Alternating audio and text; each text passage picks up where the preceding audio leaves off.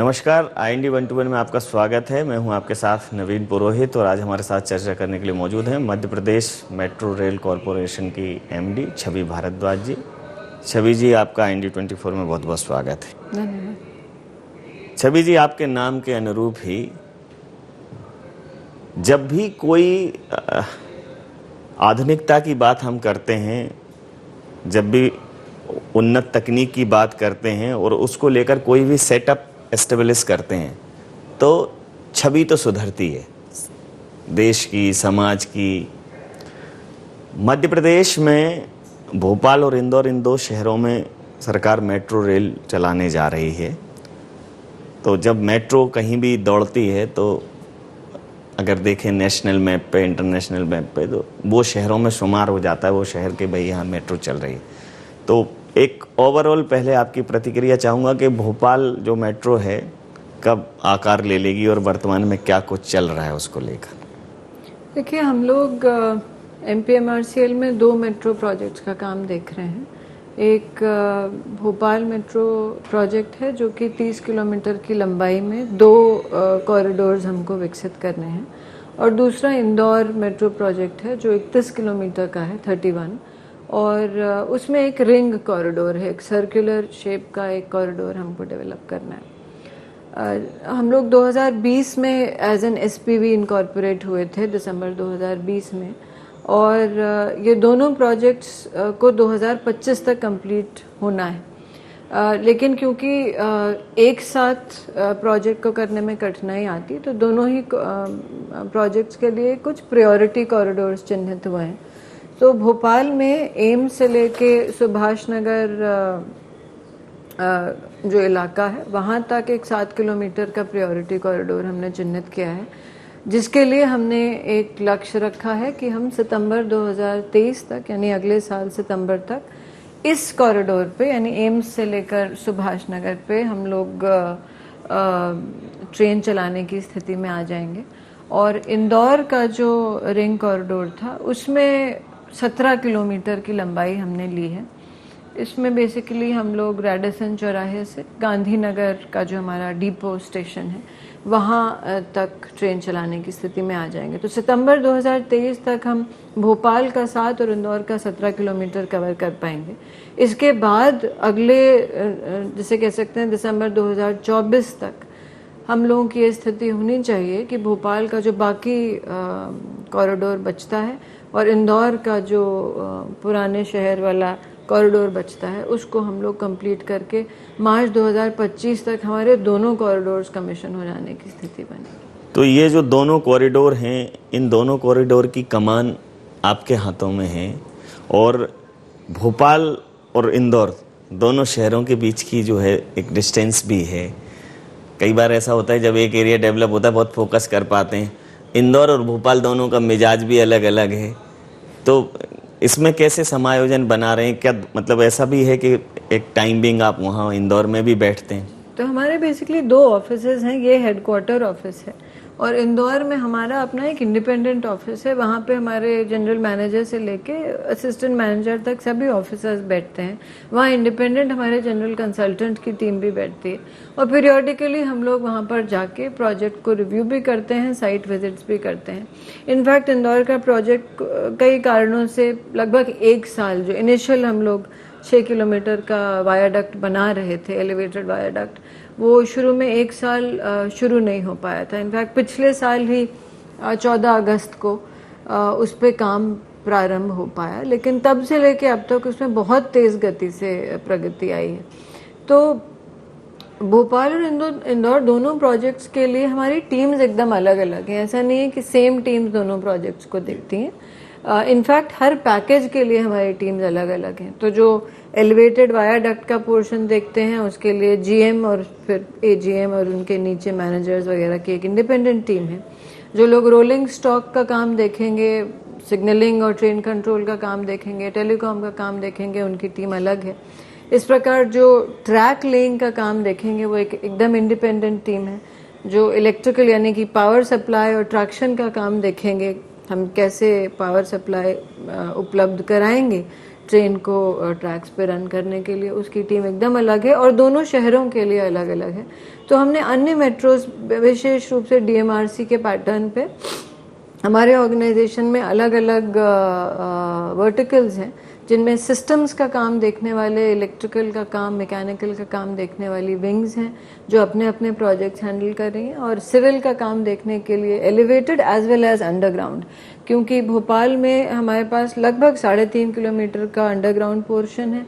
इंदौर में अभी वर्तमान में 7 किलोमीटर का अंडरग्राउंड पोर्शन है। हम प्रयास कर रहे हैं कि उसको हम थोड़ा सा कर्टेल कर लें और वो लगभग 3 किलोमीटर का ही रह जाए। तो सिविल में भी एलिवेटेड और अंडरग्राउंड सेक्शंस को हैंडल करने के लिए हमारी इंडिपेंडेंट टीम्स हैं, दोनों भोपाल और इंदौर। जी, जैसा जनसंख्या के दृष्टिकोण से देखा जाए तो, और एक अगर भौगोलिक उसके लिहाज से देखा जाए भोपाल, तो भोपाल काफ़ी बड़े क्षेत्र में फैला हुआ है, बहुत ज़्यादा डेंसिटी नहीं है, घनत्व तो ज़्यादा नहीं है, तो ऐसा ट्रैफिक की कोई बहुत ज़्यादा प्रॉब्लम नहीं है। लेकिन कई बार क्या होता है, चीज़ें समय से पहले अगर हम उपलब्ध कराते हैं तो जब समय आता है तो उस समय तक हम बहुत अच्छी स्थिति में पहुंच चुके होते हैं। तो मूल जो प्रश्न है वो प्रश्न ये है कि शुरुआती दौर में एक लंबे समय तक कहीं ना कहीं कैसे इसको चलाना है, खर्चे निकालना है, इसको कैसे उसके एक्सपेंसेस मीट आउट करना है, तो वो कैलकुलेशन तो रहा होगा। कैसे इसको मैनेज करेंगे, क्योंकि उतना रिस्पांस शुरुआती दौर में जहाँ तक मुझे लगता है नहीं मिलेगा। तो आपका ये एप्रीहेंशन भोपाल के संदर्भ में विशेष रूप से एकदम सही है, और हम इस चीज़ को बहुत अच्छी तरह से समझते हैं कि भोपाल में जब हम 7 किलोमीटर पे ट्रेन चलाना शुरू करेंगे, इवन जब हम अगले 3 या 4 सालों में उसको पूरा 30 किलोमीटर अगर हम कंप्लीट कर लेते हैं, तो भी अभी जिस नेचर का, जिस तरह का हमारा ले है शहर का, और जिस तरह की डेंसिटी है और नीड है, डिमांड है, हो सकता है कि शुरुआत के 3 से 4 सालों में, इवन 5 सालों में हमारे पास उस प्रकार का पैसेंजर ट्रैफिक, पैसेंजर लोड नहीं आए। जो हमारी अभी मेट्रो डिज़ाइन हुई है वो 45,000 पैसेंजर्स पर डे पर डायरेक्शन के डिज़ाइन पे बनाई जाती है। 45,000 लोग एक दिन में एक दिशा में मेट्रो में चल सकते हैं, और ये हमें समझ में आता है कि शुरुआती समय में भोपाल में इस तरह का ट्रैफिक मोस्ट लाइकली हमको नहीं मिलेगा। ए, बिकॉज डिमांड की थोड़ा सा कमी है, और बी, शहर का इस प्रकार का स्प्रेड भी नहीं है, घनत्व भी नहीं है। लेकिन जब भी मेट्रोज किसी भी शहर में बने, जिस भी स्टेज पे बने, और बाहर के देशों में तो बहुत लोअर पॉपुलेशन लेवल्स पे भी मेट्रोज बन गए थे, तो ये इनिशियल प्रॉब्लम्स आई थी। हांगकांग इसका बहुत महत्वपूर्ण एग्जाम्पल है। उन्होंने अपने लैंड को मोनेटाइज किया और अपनी जो एसेट्स उनके पास थे लैंड के फॉर्म में, स्टेशंस के आसपास उनको लैंड मिल गई थी सरकार से, और उन्होंने उस लैंड को यूटिलाइज करते हुए उसकी वैल्यू को कैप्चर किया और अपने लिए अगले 10 से 15 साल के लिए एक स्टेडी स्ट्रीम ऑफ रेवेन्यू अपने लिए सिक्योर कर ली। वो इसलिए ज़रूरी है क्योंकि जब आपके पास ऑपरेटिंग कॉस्ट आने लगती हैं और वो मीट करने के लिए आपके पास रेवेन्यू नहीं है, क्योंकि कम पैसेंजर्स ट्रैवल कर रहे हैं, तो आपके पास एक ऑल्टरनेट सोर्स ऑफ रेवेन्यू होना बहुत ज़रूरी है। तो हमने अभी उस, जो आपने प्रश्न पूछा था कि भोपाल में आप कैसे चलाएंगे, इस चीज़ को ध्यान में रखते हुए हमने भोपाल में 8 जगहों पर अपने जो हमारी स्टेशन की लोकेशंस हैं उसके आसपास अच्छी लैंड आइडेंटिफाई करके ज़िला प्रशासन से वो मांगी है, और आई एम वेरी श्योर कि हमको बहुत जल्दी मिल जाएगी। इस प्रकार इंदौर में कुछ बहुत इंपॉर्टेंट और अच्छी लोकेशंस पे हमको लैंड मिल गई है, और इस लैंड को अब हम लोग जैसे कि हांगकांग ने किया था, बट हांगकांग तो दूर है, हम अपने कंट्री में ही बात करें तो कोची मेट्रो रेल ने और नागपुर ने, इवन गुजरात में अहमदाबाद मेट्रो ने कई प्रॉपर्टीज़ के लॉन्ग टर्म जो मोनेटाइजेशन के पीपीपी मॉडल पे प्रोजेक्ट्स बनाए हैं, उनसे उनको हर साल एक एनुअल रेवेन्यू प्राप्त होता है, और उस लैंड को मोनेटाइज करके कुछ एसेट्स भी जनरेट करती हैं जो प्राइवेट एंटिटीज़ आके उस लैंड पे कमर्शियल डेवलपमेंट करती हैं। तो हमने इस चीज़ को एक समग्र रूप से देखा, तो हम ये उम्मीद करते हैं कि हम अगर अपने इन 8 प्रॉपर्टीज़ पे अच्छे प्रोजेक्ट्स को मटीरियलाइज कर लेते हैं अगले 1 से 2 साल में, तो अगले 10 साल तक हमारे पास एक रेवेन्यू का एक ऑल्टरनेट स्ट्रीम अवेलेबल रहेगा। बाकी सब शहरों में एडवर्टाइजिंग का भी एक बहुत अच्छा सोर्स ऑफ रेवेन्यू रहता है। हमारे वायाडक्ट के जो पियर्स हैं उनके ऊपर, वायाडक्ट के ऊपर, स्टेशंस के बाहर स्टेशन के रैप्स होते हैं, ट्रेन के रैप्स होते हैं, ट्रेन को रैप किया जा सकता है फॉर एडवर्टाइजिंग पर्पसेस। तो हमने उस दृष्टि से भी आइडेंटिफाई किया है कि हमारे पास एक सब्सटैंशियल स्क्वायर मीटर्स में एरिया अवेलेबल है जिसको हम एडवर्टाइजिंग के लिए उपलब्ध करा सकते हैं, और उससे भी over a period of time हमें कुछ आय एक स्टडी तरीके से जनरेट होती है। जी, जिस प्रकार से आपने कहा कि मतलब मेट्रो तो अगर हमें एक तरीके से मास ट्रांसपोर्ट करना है, पब्लिक ट्रांसपोर्ट का यूटिलाइजेशन करना है, तो फिर बहुत ज़्यादा किराए पे निर्भरता, तो यात्री ज़्यादा भी मिलने लगेंगे तब भी किराए से उसकी भरपाई हो नहीं सकती। मतलब वो एक सोर्स ऑफ इनकम हो नहीं सकता क्योंकि ये उस पर्पज से चलाया ही नहीं जा रहा है। लेकिन इसके रख रखाव में बहुत ज़रूरत पड़ेगी। सामान्यतः जो भी पब्लिक ट्रांसपोर्ट होते हैं वो देखने में आता है कि वो कुछ ही समय बाद कंडम हालात में पहुंच जाते हैं। तो अब मेट्रो का वैसा नहीं है, मतलब एक बहुत ही उन्नत, बहुत ही आधुनिक और बहुत ही कहना चाहिए अपडेटेड वर्जन है ट्रांसपोर्ट का ये। तो इसके रख रखाव से लेके बाकी चीज़ों के खर्चे भी बहुत ज़्यादा हैं। तो जैसा आपने कहा कि ये एक माध्यम हो गया, एडवर्टीजमेंट एक माध्यम हो गया, लेकिन जो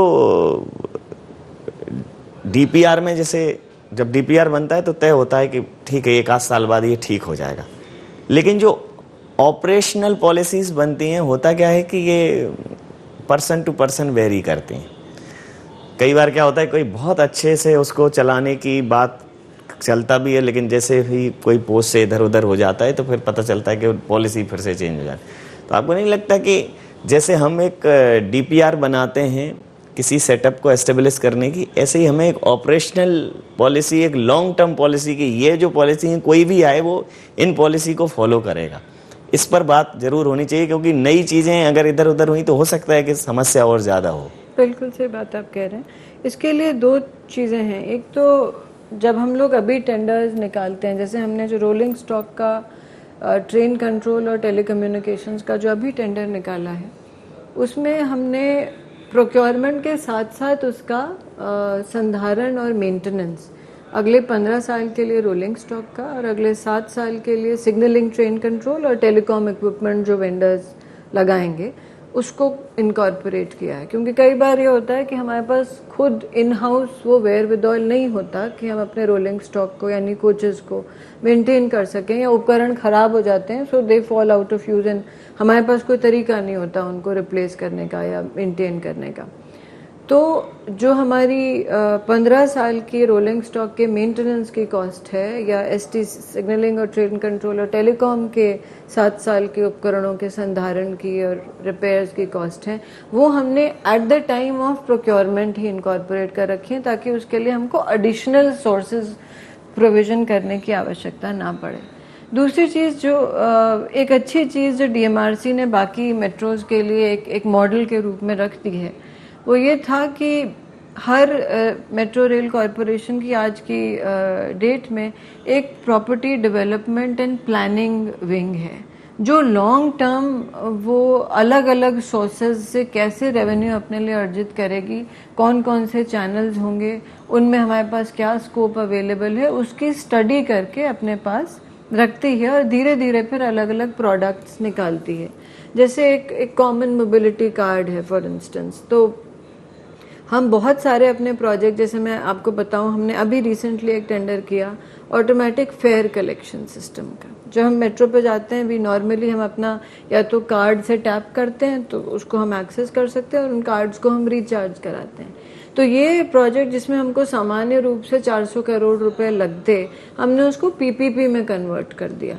तो इसमें हमें बेसिकली जो एएफसी इक्विपमेंट प्रोवाइडर है वो किसी भी बैंक के साथ एक कंसोर्शियम में आएंगे और हम उनको अपनी टिकटिंग रेवेन्यूज़ का एक सर्टेन परसेंटेज शेयर करेंगे, उनको हमें फ्री उनको Space हमें दे दें। एक्सक्लूसिविटी देंगे कि आप ये कार्ड इशू कर सकते हैं। तो इन 3 या 4 तरह की रियायतें जो हम उन्हें लंबे समय के लिए दे रहे हैं, इसके एवज में वो लगभग 400 करोड़ का हमारा काम कर देंगे। तो इस तरह के कुछ प्रोजेक्ट्स, चाहे वो AFC का प्रोजेक्ट हो, चाहे वो पैसेंजर स्क्रीन डोर्स का प्रोजेक्ट हो, ये प्रोजेक्ट्स हमने PPP का लगभग 400 करोड़ का प्रोविजन अपने दोनों प्रोजेक्ट्स में रखा है, ताकि हम थोड़ी सी कॉस्ट ऑफलोड करके PPP प्रोजेक्ट्स में उनको निकाल पाए और हमारे पास कुछ प्रोजेक्ट अमाउंट बचे जिससे हम over a period of time अपने खर्चे निकाल सकें। लेकिन सफाइस टू से कि हम जितनी भी प्रोविजनिंग करें, at the end of the day public transport essentially एक पब्लिक सर्विस के रूप में होता है, और थोड़े समय के लिए उसको, जब तक उसकी खुद की वायबिलिटी नहीं आ जाती या उसको उस तरह की वॉल्यूम्स नहीं मिल जाती कि वो सेल्फ सस्टेनेबल हो जाए, थोड़ी समय के लिए उसको गवर्नमेंट सपोर्ट की आवश्यकता पड़ती ही है और हर जगह पड़ी है। तो I think that is very clear to everybody, including राज्य सरकार के भी ये संज्ञान में है कि शुरू के कुछ समय हमें मेट्रो को सपोर्ट करना पड़ेगा, क्योंकि उस तरह के वॉल्यूम जो उस तरह का ट्रैफिक को डेवलप करने में, बिल्ड करने में और सस्टेन करने में ही हमें थोड़ा समय लगेगा। और उस समय के लिए हम अपनी तरफ से तो प्रयास कर ही रहे हैं कि हमारे रेवेन्यूज़ की एक अच्छी स्ट्रीम डेवलप हो जाए, लेकिन हमको थोड़ा सपोर्ट ज़रूर राज्य शासन से इनिशियल पीरियड में लगेगा। जी, अगर मैं जैसे रूट की बात करूं तो अभी पूरे देश में ही एक स्मार्ट सिटी कॉन्सेप्ट चल रहा है। मध्य प्रदेश में भी तमाम शहरों को स्मार्ट बनाया जा रहा है, क्योंकि ये भी स्मार्ट सिटी का ही एक वैल्यू एडिशन है। तो स्मार्ट सिटी में बड़े शहरों में देख रहे हैं कि वो साइकिल ट्रैक्स बना रहे हैं। अब जब रूट्स की लंबाई 60 किलोमीटर, 65 किलोमीटर, 70 किलोमीटर होती है, तो व्यक्ति घर से कार लेके चलता है, 5 किलोमीटर की डिस्टेंस पे कार पार्क करता है, 60 किलोमीटर फास्ट ट्रांसपोर्ट करता है, फिर उधर से कोई कन्वेंस लेके अपने ऑफिस चला जाता है। लेकिन जब यहाँ कुल डिस्टेंस ही 10-15 किलोमीटर रहने वाली है, अभी करीब 10-15 सालों तक, तो मुझे ऐसा लग रहा है कि जो स्टेशन हैं उनसे निकटतम जो 2-2, 3-3 किलोमीटर तक कॉलोनीज हैं, अगर उनसे साइकिल की कनेक्टिविटी हो जाए तो व्यक्ति अपना व्हीकल फ्री होकर आए, साइकिल वहाँ पार्क करे, मेट्रो से 7 किलोमीटर जाए, साइकिल से ऑफिस पहुँचे, वापस साइकिल पार्क करे। कि एक इस टाइप का भी थॉट डेवलप करना पड़ेगा कि 7 किलोमीटर कोई कार लेके नहीं आएगा, कार लेके आएगा तो फिर कार से ही जाएगा, बाइक लेके आएगा तो बाइक से जाएगा, पैदल आने में दिक्कत है, तो उसकी उस एंड यूजर कनेक्टिविटी बढ़ाने पर भी विचार करना पड़ेगा। तो मुझे क्या इस विषय में ध्यान रखा है? इसको बेसिकली मल्टी मोडल इंटीग्रेशन का ये सुझाव माननीय सांसद इंदौर के माध्यम से हम लोगों ने उनके साथ काम किया था, और इंदौर में हमने वर्तमान में जो प्रायोरिटी 5 स्टेशंस हैं, उनके लिए हर स्टेशन पे हमें कौन कौन से मल्टी मोड्स को इंटीग्रेट करने की आवश्यकता है। आप बिल्कुल सही कह रहे हैं कि आसपास के 3 से 4 किलोमीटर की विसिनिटी की जो बस्तियां हैं या जो कॉलोनीज हैं, वहां से लोग आएंगे, तो वो कैसे आएंगे? क्या हम उनको कोई केबल कार की सर्विस दे सकते हैं कि उनकी कॉलोनी के बाहर एक गाड़ी खड़ी रहे, which is a kind of a feeder service, कि जिसको भी आना है वो 1 किलोमीटर, 2 किलोमीटर या 3 किलोमीटर स्टेशन तक वो उसको छोड़ दे। या हम जो हमारे साइकिल के स्टैंड्स हैं, पब्लिक बाइक शेयरिंग के स्टैंड्स हैं, वो सभी कॉलोनीज के बाहर हमारे स्टेशन पर रहें, ताकि उतना लोग, हालांकि इंडिया एक ट्रॉपिकल कंट्री है और थोड़ा गर्मी में साइकिलिंग थोड़ा एक विषय रहता है, लेकिन छोटे जैसे ई रिक्शा या ऑटो रिक्शा या मतलब लाइट मोड्स ऑफ ट्रांसपोर्ट, जिनको हम बड़ी कॉलोनीज से या कमर्शियल इलाकों में छोटे छोटे स्टैंड्स बना दें और उनके लिए कॉरेस्पॉन्डिंग पार्किंग स्पेसेस या पार्किंग डॉक्स अपने स्टेशन में बना दें। तो मैं आपके साथ एक शेयर भी करूंगी, हमने 5 स्टेशंस के लिए एग्जैक्टली उनके डॉकिंग स्टेशन हम कहाँ बना सकते हैं इन स्टेशन के पार्किंग एरियाज में, और उनको कैसे कैसे कनेक्ट कर सकते हैं उनके आसपास की कॉलोनीज के साथ, वो प्लान बनाया है। और वो इसलिए महत्वपूर्ण था क्योंकि जिस तरह का डेंसिटी इंदौर में है, हमें अगर वायबिलिटी लानी है और प्रेफर्ड मोड ऑफ ट्रांसपोर्ट के रूप में मेट्रो को विकसित करना है, तो हमें कन्वीनियंटली सिटीजन की कन्वीनियंस के हिसाब से उसको एक ऑप्शन देना पड़ेगा कि उसको अपनी गाड़ी ना लेनी, but why should I drop my car and use an auto to go to the railway station. वो एक कन्वीनियंस बहुत इम्पोर्टेंट है, और जितना इजीली हम नागरिक के लिए ये बना देंगे कि वो आसानी से मेट्रो स्टेशन आ पाए, उसके लिए उसको ज़्यादा एफर्ट ना करना पड़े, उतना ही हमारी ट्रेन चलेगी। तो मल्टी मॉडल कनेक्टिविटी पे इंदौर में हमने काम शुरू किया था। अब हम MP नगर का जो हमारा स्टेशन है, DB मॉल के सामने हमारा स्टेशन है, हबीबगंज रेलवे जो हमारा रेलवे स्टेशन है उस पर हमारा एक स्टेशन है, इन सभी स्टेशंस के मल्टी मॉडल इंटीग्रेशन का प्लान बना रहे हैं। उनके आसपास के 3 से 4 किलोमीटर की परिधि में जो बड़े कमर्शियल इलाके हैं और मतलब रेजिडेंशियल इलाके हैं, उनमें पॉइंट्स आइडेंटिफाई करके उनको अपने स्टेशन से कनेक्ट। खासकर जैसे आपने MP नगर का जिक्र किया, अगर भोपाल के उसकी बात करें तो पूरा जो सरकारी महकमा है, जितना भी गवर्नमेंट सेक्टर है, इवन प्राइवेट भी, तो MP नगर के Zone 1 और Zone 2 में बहुत बड़ा फुटफॉल आता है। लोग स्कूटर से, मोटरसाइकिल से, पर्टिकुलर जिस ट्रैक पे भी मेट्रो होगी वहाँ से करीब 50,000 व्यक्ति तो आता ही आता होगा। तो बहुत क्लियर है कि ये जो फुटफॉल है जो अपने अपने कन्वेंस से आ रहा है, अगर मेट्रो में उसको कन्वर्ट कर लिया तो वो मतलब रेल चलाना समस्या नहीं है, क्योंकि DPR है, फंड है, रेल भरना समस्या है। तो ये मतलब ये जो रेल भरो अभियान है उस पे आपको ज़्यादा फोकस करना पड़ना का, मेरे को मैं जहाँ तक अभी लगता है वही एक मेन प्रायोरिटी है। मतलब आपने जो मल्टी मॉडल इंटीग्रेशन की बात कही, वही एक तरीका है जिससे हम अपने फुटफॉल बढ़ा पाएंगे। अब जैसे इसकी जो डेडलाइन है, जैसे आपने कहा सितंबर में, तो हमेशा क्या है कि लाइन तक आते आते डेड ही हो जाता है। तो वो हम मतलब मेरे तो जब से होश संभाला, अखबार पढ़े, तो इस प्रोजेक्ट की डेडलाइन बढ़ाई गई, इस प्रोजेक्ट की डेडलाइन बढ़ाई गई, तो मैंने उसको इस टाइप से ही डिफाइन किया कि मतलब लाइन तक आते आते डेड ही हो जाता है, हौसले पस्त हो जाते हैं। आप ये श्योर कर सकते हैं कि सितंबर में चलेगी?